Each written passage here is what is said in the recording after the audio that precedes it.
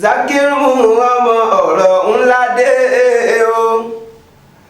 Olúwa fẹ́ràn mi ẹ bá mi ká lọ. Muhammadu ọ̀rọ̀ ńlá dé. Olóríire ẹ bá mi ká lọ. Gbogbo ẹ̀yin ẹ yá mi létí yín o. Mo fẹ́ sọ̀rọ̀ nípa olórin ẹ̀sìn o. Ìwà táwọn kò bára yé mu o. Àwa náà la ṣègbéraga. Ìmúra wa kò bájọ́ mu o. Elétí inú ẹ̀ bá mi ká lọ. Muhammadu ọ̀rọ̀ ńlá dé. Ẹ̀yin ọ̀jọ̀gbọ́n ẹ̀ bá wa ká lọ.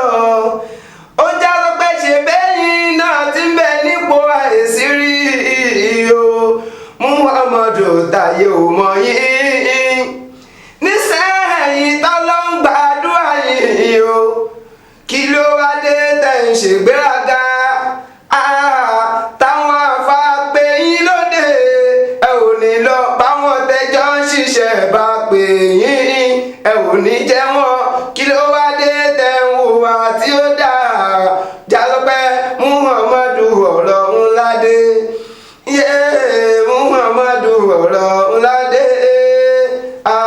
Ẹ̀yin ọ̀jọ̀gbọ́n ẹ bá wa ká lọ. Ó já sọ pé ẹ̀yin lànà ẹ̀yin lè ní. Ó ti wá jẹ́ òbí ẹkún àpọ̀kọ̀ jẹ́ o. Good example ló yẹ ká jẹ́ fáwọn tó ń gbọ́ wa. Muhammadu ẹ bá mi ká lọ. Já sọ pé Muhammadu ọ̀rọ̀ ńlá dé. Elétí inú ẹ bá mi ká lọ. Já sọ pé ẹ ò rántí ọ̀rọ̀ bàbá wa ni. Ṣéhù Ádámù àlẹ́ àlórí. Bàbá ní iná tàwádà o. Mi ní kì í sọ lèmú tẹ́kì ní bàbá wa wí. Wà bí tẹ́kì yóò lálmọ́ lè ẹ̀rí tẹ́kì gbogbo wa ẹ̀yà ní létí. Muhammadu ọ̀rọ̀ ńlá dé. Olóríire ẹ̀ bá wa ká lọ. Ẹ jẹ́ ká gbé gbéraga sílẹ̀ nínú ìrìn àjò wa. Kò lè pé wa Ọlọ́run ló láṣọ ìgbéraga o. Ṣéhù Ádámù àlè lórí. Bàbá tún sọ wálé kí múrí yahoo lè rọ́bì náà sí fàtúbìnrin bàbá wí. Gbogbo wa ká lọ́ka ká fi kọ́gbọ́n nítorí ẹnìkan tó rí ọ̀la. Ni mo fi sọ pé Muhammadu ẹ yá mi létí. Muhammadu ọ̀rọ̀ ńlá dé. Olóríire ẹ̀ bá wa ká lọ.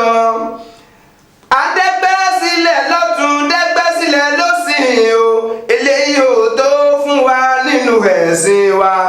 Ṣebí Ismail ní gbogbo wa bá o. Kí ló wá dé ta fẹ́ pẹ́gbẹ́ lọ́nà yẹ́lẹyẹ̀lẹ?